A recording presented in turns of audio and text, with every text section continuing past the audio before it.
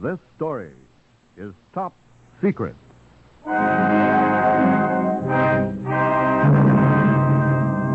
The new Top Secret show starring Ilona Massey as the Baroness Calengeza in transcribed Top Secret stories of present-day intrigue and espionage, and brought to you now each Monday at this time.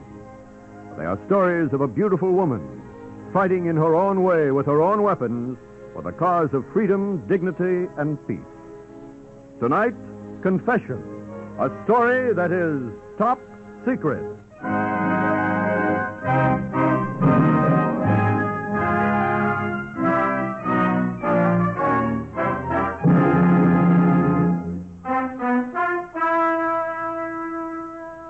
This assignment began because of my friendship for Mary Bryant. It ended in tragedy. I can still hear that voice, flat, expressionless. No longer the voice of a man, but the voice of a thing. Religion is the opiate of the masses. There is no God. Religion is the opiate of the masses. There is no God.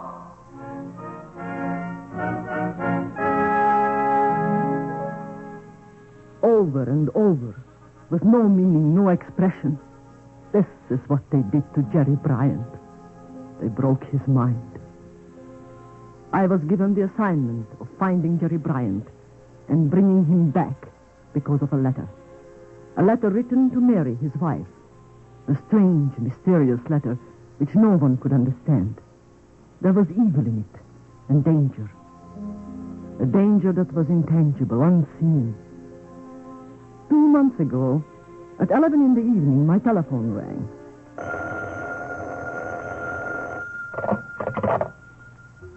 Hello? Karen, it's Mary Bryant. Can you come over right away? Tonight? Yes, right away. I've been trying to get you all day. Mary, is something wrong? I got a letter from Jerry. A letter? Yes, From where? Bulgaria. Karen, please come quickly. I'll be there in 20 minutes.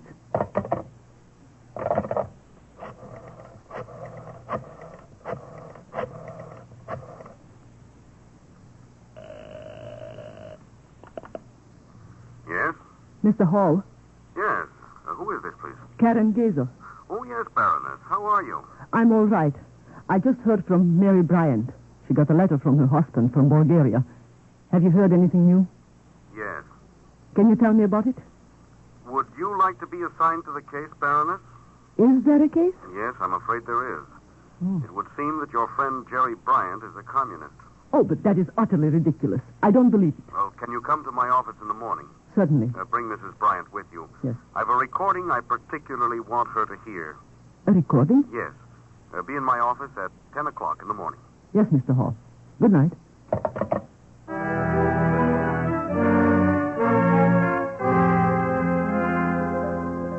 I had known Mary Bryant for 10 years, before the Nazis murdered my husband in Vienna. She had visited us in our home there. They were good Americans, both she and her husband. Jerry had inherited one of the largest fortunes in the country. He was president and owner of Bryant Industrial Chemicals Incorporated. It was unthinkable that he could be a communist. When I arrived at the apartment on Park Avenue, I needed only one look at Mary Bryant's stricken face to know that something was very wrong. Very wrong indeed. Oh, it's fantastic. It's fantastic that Jerry could have written such a letter. Mary, tell me the story quietly from the beginning. You know most of it. Sailed on the Queen Mary 2 months ago for a 3-week trip to Europe. On business? Yes. Bryant Chemicals has plants all over the world. Jerry went over to inspect some of the European factories. Where? Berlin, Hamburg, Paris, and I think Rome, Prague, and Sofia. And you haven't heard from him for how long? 6 weeks. When was he due home? It's a month late. Oh. I got a postcard from Rooten at Le Bourget Field in Paris. It was dated June the 18th. He said he was flying to Sofia that night and that he'd be home in 2 weeks. And nobody has heard from him since? Nobody. I telephoned the office in Paris. Talked to the man who saw him off for Sofia that night. Nobody here has heard from him. Nobody in Paris knows where he is. The American legation in Sofia haven't heard from him either. He's vanished, literally dropped off the earth. I'm so worried I'm almost sick. Oh. Let me read the letter again, please. I know something's happened to him, Karen. This letter just doesn't make sense. He's never written me a letter like that in his life. Is it his handwriting? Yes. You're sure? Yes, Karen, I'm sure. May I look at it again? He handed me a letter, a single sheet of plain white paper, in an envelope postmarked Sophia. The sentences were short and stilted. They did not sound like Jerry Bryant. Dear Mary, I am staying in Sofia for good. Do not worry. I am fine. I am happy. I cannot live any longer in America. I am giving up everything to work for the cause. Communism is the only hope. Don't try to communicate with me, Jerry. It's insane. It's absolutely crazy. Mary, intelligence assigned me to find Jerry. Oh, Karen, I'm so glad. My chief, Mr. Hall, wants to see you. We are to go to his office tomorrow morning at 10 o'clock.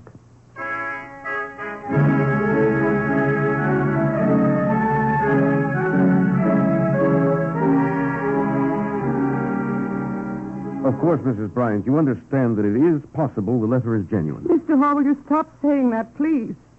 There is no possibility the letter is genuine. He was forced to write it. I know he was forced to write it. I know that he couldn't write a letter like that of his own free will. I agree with Mrs. Bryant. I know her husband, too. He couldn't have written that letter. I would like you both to listen to a recording. We monitor Radio Sofia as a matter of course. A week ago, the announcement was made that a Mr. Jerome Bryant, president of Bryant Chemicals Incorporated, would make a speech later that evening. A speech? The recording, which I'll play for you, is an actual transcription of the broadcast as it was made in Sofia. I'd like to know whether or not this is your husband's voice. Have you heard this, Karen? No. It's rather a shocking record, Mrs. Bryant. Truth everywhere can be known. This is Jerome Bryant of New York City. Yes, it's Here him. I am speaking from Sofia. Speaking to the world so that the truth everywhere can be known. I was a Wall Street warmonger. I am or was a member of one of the richest families in America. What's What he I am saying? talking about I know, Be and I quiet. swear it is the truth. Day after day I attended meetings. Meetings held behind closed doors. Meetings at which Wall Street millionaires planned in human life their dealings, in suffering, in blood. Oh, he's crazy. They've America driven does him not crazy. care how much Please blood be is quiet, spilled as Mr. long as Bryant. the dollars keep rolling in.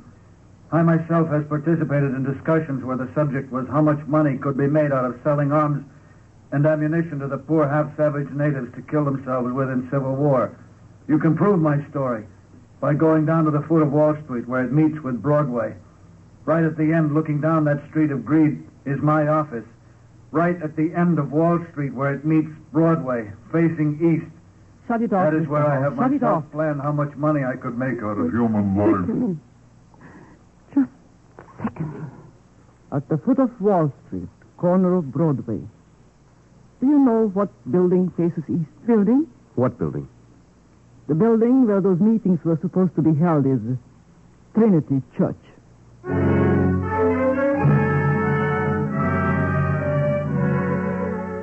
That day, I began my preparations to go to Sofia and get Jerry Bryant.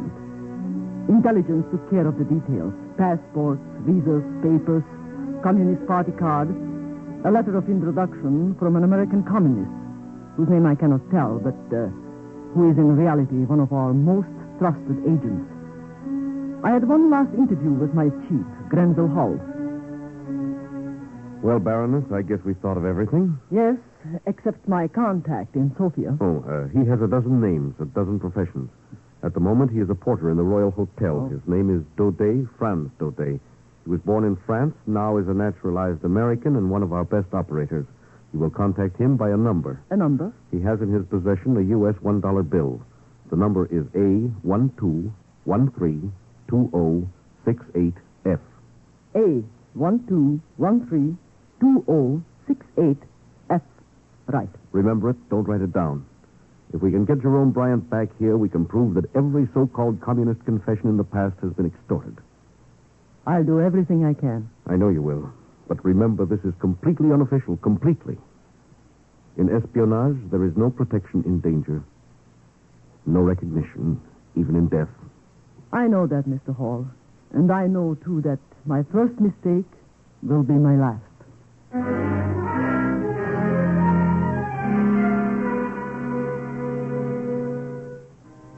That night, I flew to London. The next day to Paris and on to Sofia. I had a complete set of forged papers and also an American passport for Jerome Bryant. I had money, a great deal of it. 2 days later, I was in a room at the Royal Hotel. As a precaution, and so that I would have at least one friend in this strange, unfriendly, nervous city, I searched out Franz Daudet and asked him to come to my room. Porter? Yes, mademoiselle? Come in. Is there some way in which I may assist, mademoiselle? That depends On what? on how much money you want. Mademoiselle speaks in riddles. Perhaps a dollar bill, an American dollar bill, Go on, mademoiselle. with a number, 12. 13. 20. 68F. Right. Who are you? U.S. intelligence, assigned to Sofia. I have papers in the name of Freiland-Brunner, a stateless person's passport, and a Communist party card. You know about me? I know that your name is Daudet. You may call me Franz. Dial 274, the porter's office. What is your assignment? To find a man named Jerome Bryant, a United States citizen.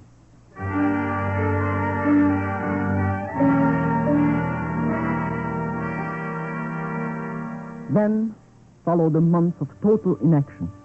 The long, slow struggle that only a spy can understand. Every move had to be considered. I began to make contacts with important communists.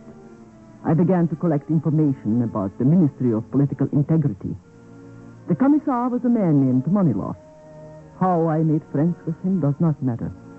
In espionage, as in love and war, all is fair. It took bribe money and a lot of it to find out that Jerome Bryant was being held a prisoner in the experimental wing on the ministry building in downtown Sofia.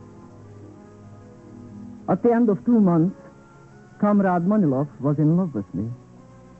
I encouraged him in every way I knew, and I know many, many ways. At last, after some rather strong drinks, he himself brought up the subject I had been wanting so long to discuss. You know, I've been wondering if you might be able to help me. Oh, Yuri, you have only to ask me. You know that. We're having some difficulty with an American prisoner, a man named Jerome Bryant. Yuri, do not talk about your business. I have some more wine. This is important. Dr. Musiewski has been experimenting with him. Hypnotism done electrically. Hypnotism? He has been making broadcasts for us. Excellent broadcasts. But lately, something seems to have happened to him. He keeps calling for his wife. I thought perhaps that... That what? That you might be able to comfort him a little. In these experiments, the subject's every whim must be gratified. We want the surrender to seem self-induced. I understand. Leave it to me. Come down to the ministry in the morning. I will show you a few of our patients. We're very anxious that the experiments on Bryant be successful.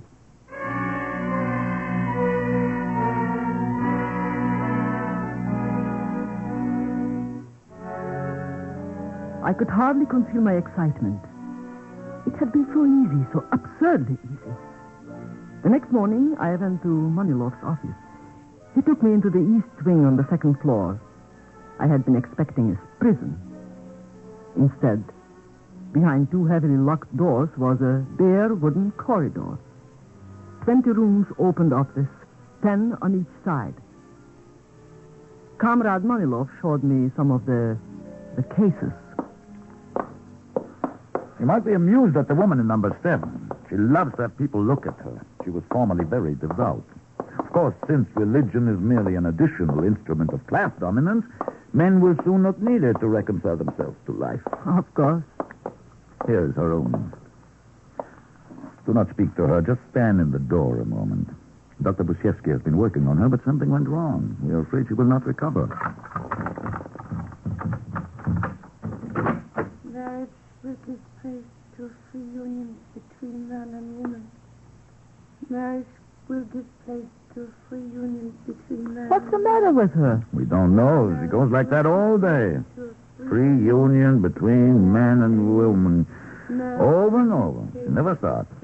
Some mistakes are to be expected. Of course. Goodbye. I believe she's deaf, too. Yuri, this is very uninteresting. Come and see Mr. Bryant.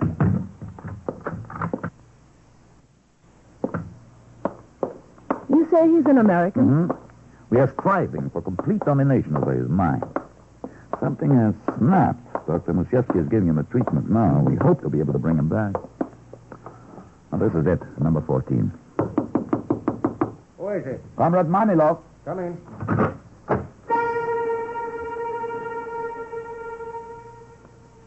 I could hardly believe my eyes. A man was strapped to what looked like an operating table. From metal bands around his head, wrists, and ankles, wires led to a square machine on a desk. I bit my lips to keep from saying his name. It was Jerome Bryant. His hair was matted and uncut. His face was pasty white. His eyes were closed. It took a tremendous effort to remain casual, disinterested. The machine made a low humming sound that seemed to fill the room. Comrade Brunner will be glad to help you, Doctor, if there's anything she can do. Yes, of course. I'm nearly finished with him. Just half an hour today. He keeps calling for his child. His child? I believe he may mean his wife when he uses the word baby. Oh. Perhaps when he regains consciousness, you might try to soothe him a little. Talk to him gently. Mm-hmm. The sound of a woman's voice might prove beneficial. This machine is still experimental. We wish to dominate the mind without causing insanity. And sometimes the smallest details help. Are you finished the treatment? In a few moments. I'll be in my office. We can have lunch when you are through, huh? Yes, Yuri. I'll see you later. I wish to give him a little more. America is bad. America is bad. True honesty is found only in the proletariat. True honesty is found only in the proletariat. Religion is the opiate of the masses. Religion is the opiate of the masses. Speak to him. What shall I say to him? Something from the party line. Speak quietly. Go ahead. Democracy is intolerant and decadent. Democracy is intolerant and decadent. Good. Sometimes they will not react to any voice but mine. We wish the ideas to become a part of the personality, not a hypnotic state. Is he kept like that for long? No, he has had enough for today. How often do you do this? Every day for an hour. Is he in pain? No. We send a very light oscillating current through his temples and wrists. It is the gland injections that cause the delirium. Talk to him yourself. Tell him you are taking the place of his wife, that she does not love him anymore. You can leave the details to me, Doctor. Yes, I'm sure we can. You see, we wish him to make a special broadcast. Oh? When? The day after tomorrow at night, 8 o'clock in the old opera house. We would like him to sound perfectly natural, as though the speech was his idea, not ours. Baby. There it is again, baby. I'm sure it is his wife. Baby. Say something. Jerry, darling, I'm your baby now. Smell my perfume. I'm your baby. Come on, smile for me. Well, Smile. I will leave you with him. You are doing splendidly. Your face is so hot, Jerry. Oh, poor baby, smile at me. If you want me, I will be across the hall. All right. Jerry, darling, smile at me. Jerry. Baby, I'm sick. I'm so sick. Jerry, look at me. It's Karen. Karen, open your eyes and look at me. Marriage will give rise to a free union between man and woman. Marriage will... Jerry, what have they done to you? Jerry, listen, it's Karen. America is bad. America... No, Jerry, that's not true. I'm your friend. I'm Karen, Mary's friend. Mary? Mary's safe in New York. Yeah. Jerry, listen. Can you understand me? Yes. They want you to make a broadcast. Not tomorrow night, the next night. Do you understand that? Yes. Do exactly what they ask. I'll try to come with you. Tell them you want to see me tomorrow and that you want me to come to the broadcast. Do you understand? True honesty is found only in the proletariat. True honesty... No! Jerry, no! Jerry, open your eyes. Yes, that's it. Now look at me. Look at me. I'm Karen. Yes. If I can get you out of this building, I can get you home. Do you understand that? Yes. Well, who am I? America is bad. Jerry, please, please. America is trying to buy the world's Stop respect it. with money. Stop it, Jerry, America listen to is me. trying to buy the world's respect with Jerry, money. no. America is Jerry, trying to no. buy the world's Jerry, I'm respect with Karen. money. America. Stop it. Stop it.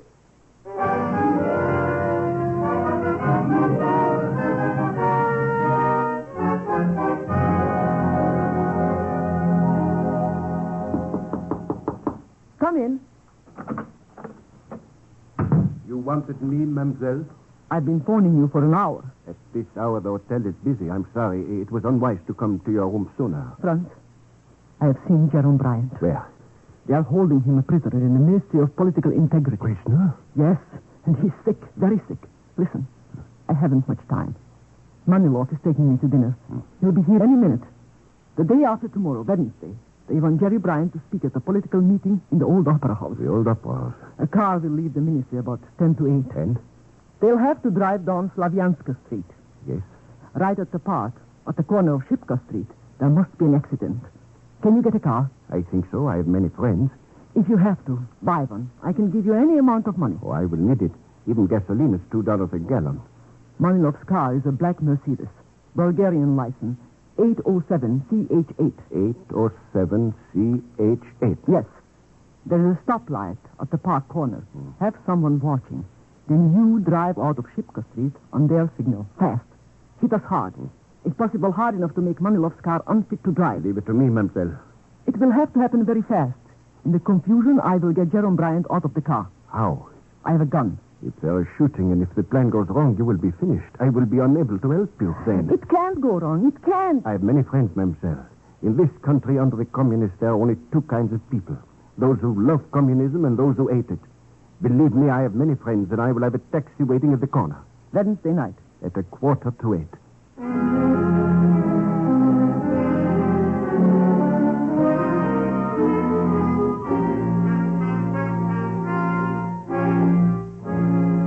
Jerry, are you all right? All right. The doctor is coming. We are going for a drive in a car. Do you understand that? A drive. Yes. And there will be an accident. Accident. I told you. We have planned it. The minute it happens, you've got to get out of the car quickly. Do you understand? Understand. The very instant it happens, quickly. I'll be right beside you. Who are you? Karen. I'm Karen. I'm your friend. My friend. Here he comes. Well, Mr. Bryant, how are you feeling tonight? Hello, doctor. Tonight. Oh, you look very nice, Mr. Bryant. Shaved, dressed, very nice. She's my friend. Of course she is. And I am your doctor, remember? Comrade Maniloff is downstairs with his car. We're going to take you to the opera house, and you are going to make a speech, aren't you? Yes. Good. Take his other arm. Yes. And remember, Mr. Bryant, we are all your friends. We are all very fond of you.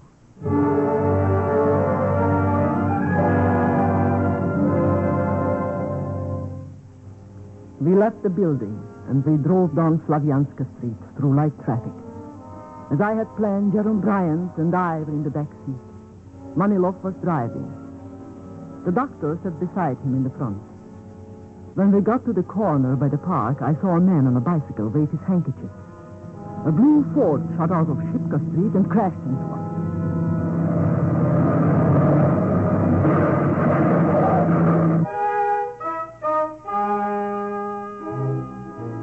For a moment, we were stunned. The doctor hit his head on the dashboard and slumped down unconscious. I kept Maniloff covered with my gun. And then Jerome Bryant started to cry, and he wouldn't move. He just sat there, babbling. In a matter of seconds, a crowd collected. A policeman helped Maniloff out of the car, and in a few seconds, the whole scheme had backfired.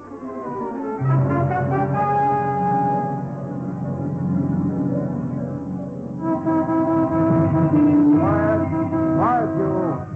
Yes, sir. Lock them both in a cell for tonight. In the morning, they're to be brought to my office in the Ministry of Political Integrity. Yes, sir. And guard the woman well. She is not what I thought. Yes, sir. I will not forget this, Fräulein Brunner. Take them away, quickly. Your friend, comrade. Have an ambulance come for him, quickly. And take them away. Take them away. All right, you two. Move. Please do not hurt him. He's ill. Very ill. Austin warmongers are causing the war. Lean on me, Jerry. Austin warmongers Take my are arm. causing the war. Will you shut up? Will you stop it? Stop it. Baroness. What did you call me? That car over there. Take it. Here are the keys. I work for front study. Oh, thank God. When you are through with the car, leave it parked in front of the American legation.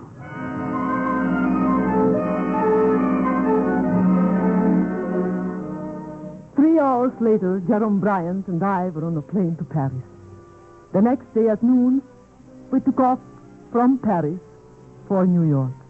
And late that night, Jerome Bryant was at home in his bed. But that is not the end of the story. His mind wouldn't clear. I visited him yesterday. Mary took me up to his bedroom. Karen, wait. Before you go in. What is it, Mary? He's no better. None at all. Mr. Page is with him. Mr. Page? Yes, our minister. Oh. Seems to soothe Jerry when Mr. Page reads to him. He reads him little stories and the Bible. We don't know if he understands them or not. But we've got to get his story from his own lips. We've got to prove that all these confessions are phony. Shipcroft, Vincenti, Fogler. The fact that the man in there on that bed was once president of Bryant Industrial Chemicals will prove what he's been through. Yes, but don't you... Mr. Page is reading to him. Oh, no, it's my head with all of my cuffs on his own. Surely goodness and mercy shall follow me all the days of my life, and I will dwell in the house of the Lord forever. Jerry, Karen's come to see you. Hello, Jerry. Say hello to Karen, darling. Say hello.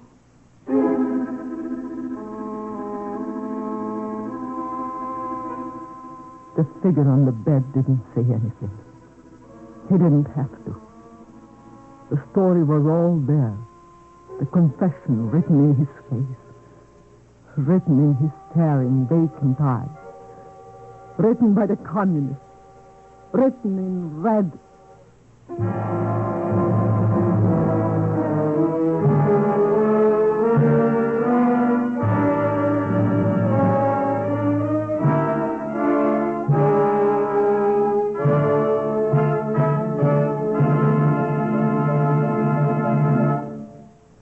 You have just heard Top Secret, starring Ilona Massey as the Baroness Cappell in transcribed stories of present-day intrigue and espionage.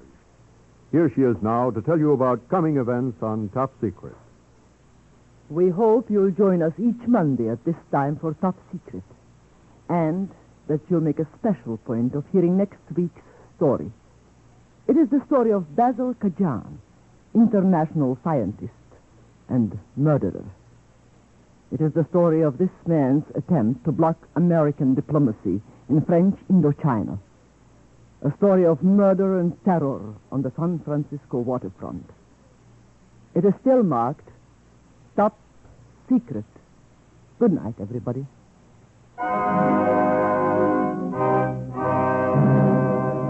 Top Secret is written, directed, and produced by Harry W. Junkin. Heard in support of Miss Massey tonight were Inga Adams as Mary Bryant, Alan Stevenson as Jerry, Guy Repp as the Doctor, Louis Van Rooten as Hall, and Peter Cappell as Moneylock. The music was composed and conducted by Dr. Roy Shields. This is Lionel Rico speaking.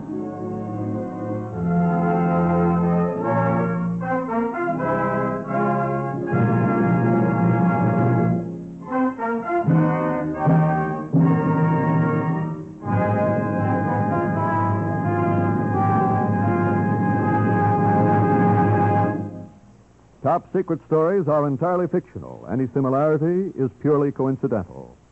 Make a date with Fibber McGee and People Are Funny